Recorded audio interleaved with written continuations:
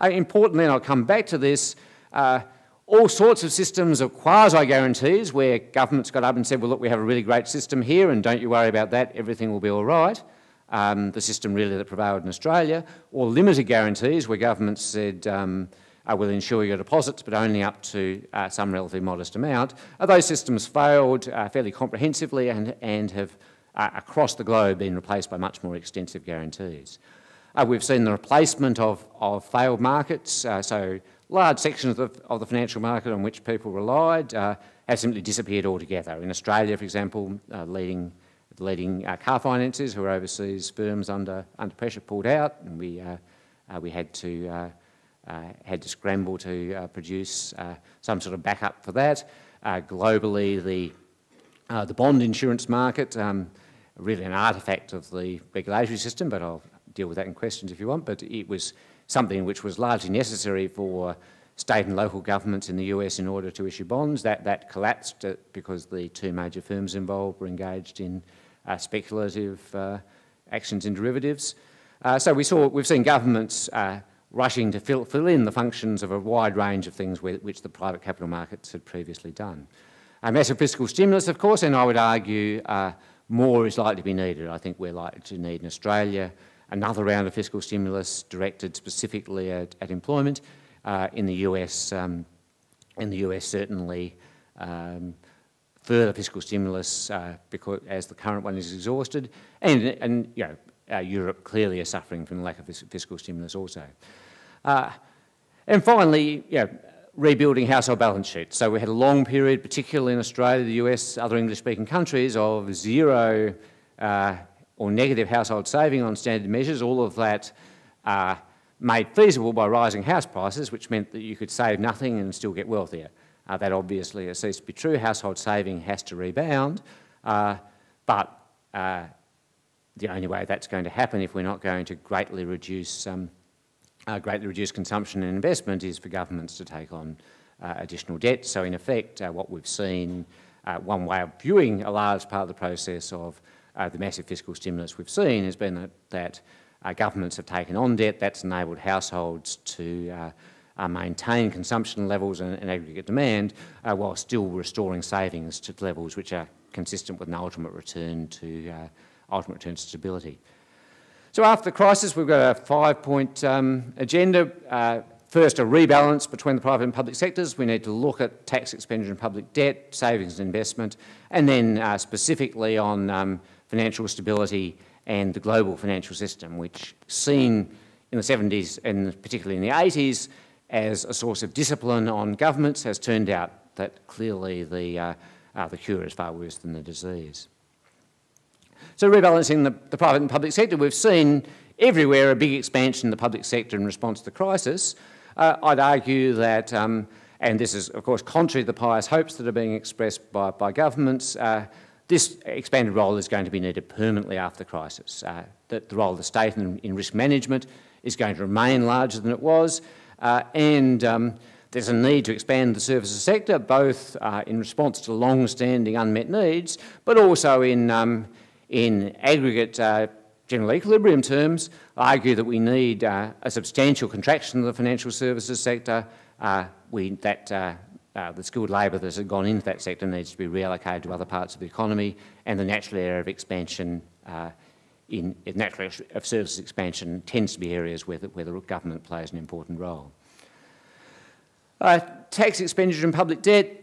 So, as the government stated on a number of occasions, we need a return to surplus. So we've moved back to good old-fashioned Keynesian economics, and rightly so, but it's important to remember that the Keynesian economics that worked through the 50s and much of the 60s wasn't an economics of continuous deficit financing. It was an economics that said we run deficits when the economy needs them, we run surpluses when the economy is expanding strongly, we have balance over the course of the cycle. It was really the abandonment of that discipline in the late 60s that contributed very largely to the failure of the Keynesian system and its replacement by the financialised system we have now.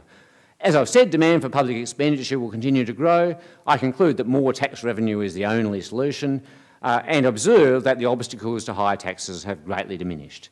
So, for example, the The low-tax competitors at the bottom end have fallen in a very large heap. Our international peers, countries like the US and UK, are in fact leading us in increasing taxes on higher, on top income earners, so that the political taboo against ever raising tax rates has been well and truly broken. We are in a position now where we can take advantage of that to raise taxes and meet the needs to finance additional public expenditure. So savings and investment, a very similar story. We've seen a big expansion in public investment in infrastructure. Now, that's reflecting a number of different concerns, but fairly obviously a large part of it so far has been driven by macroeconomic concerns. We had a booming construction sector, the fear of a very rapid collapse in that as mining exports contracted and as the housing construction sector also contracted, has encouraged governments to push forward in infrastructure, and of course added, as with the services sector, the fact that there are some fairly obvious areas of long-standing neglect. In the process, there's been a reversal of the previous trend towards reliance on the private sector to provide infrastructure, and we've seen this not only in what were the core areas of public expenditure as of 2007, but also, for example, in proposals like the National Broadband Network, and we see similar measures elsewhere in the English-speaking world where fields where the government has been retreating, handing things over to the private sector, we've seen a reversal of that process. In my view, the government, of course, disagrees and still has task forces out there trying to resuscitate the public-private partnership process, and the British government similarly. It's in fact lending money to its own nationalised private bank so that they can lend that money to private investment firms, so the private investment firms can undertake public investment on behalf of the public sector. One thinks that possibly a couple of middlemen might be cut out in that kind of circle.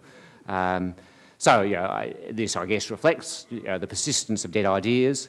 The British government has really been very strongly committed to this stuff, despite some fairly repeated disappointments. They're obviously not going to let go of it in a hurry. But in my view, once we see the higher risk premiums that investors are going to demand for private equity as the basis of these things, the ability of governments to do PPP deals that aren't obviously unsatisfactory to one party or the other is going to be permanently diminished. I think, as I've said, we'll see a partial reversal of the privatisations of the past 15 or 20 years as well. All of that means more public debt. Of course, more public debt used to finance investment in assets, particularly income-earning assets, isn't a bad thing, at least for those governments, such as the Australian government, which have plenty of capacity to add to their balance sheets while maintaining strong net worth. So, financial stability, and I was one of 6 economists who recently called for a new inquiry into the financial system. I think the leading economist in the previous major inquiry, the Wallace inquiry, agreed with us that the collapse of the efficient markets hypothesis renders dubious all of the conclusions reached by that inquiry. Of course, the first task is to look at what went wrong globally and why things didn't go so wrong in Australia. I think, I certainly hope we can dismiss those commentators to say, well, since nothing went wrong here, let's assume nothing will go wrong next time around. We raised quite a number of different issues, and there are a lot to be addressed, but I specifically want to focus on the core function of financial stability, and that's the government's guarantee of the core institutions of the financial sector. As I've argued, what we had in Australia prior to October of last year was a system which I'd call quasi-guarantees. That is, the average person had the impression that their money in the bank was absolutely safe. The government certainly didn't say anything to contradict that view, but if pressed, and preferably somewhere quiet, the Reserve Bank and the Prudential authorities, if asked, is there a guarantee of Australian bank deposits? The answer was no, there was no such guarantee. The idea was that the combination of the general strength of the system and some specifically Australian features such as depositors having first call on the assets of a failed bank obviated the need for an explicit guarantee.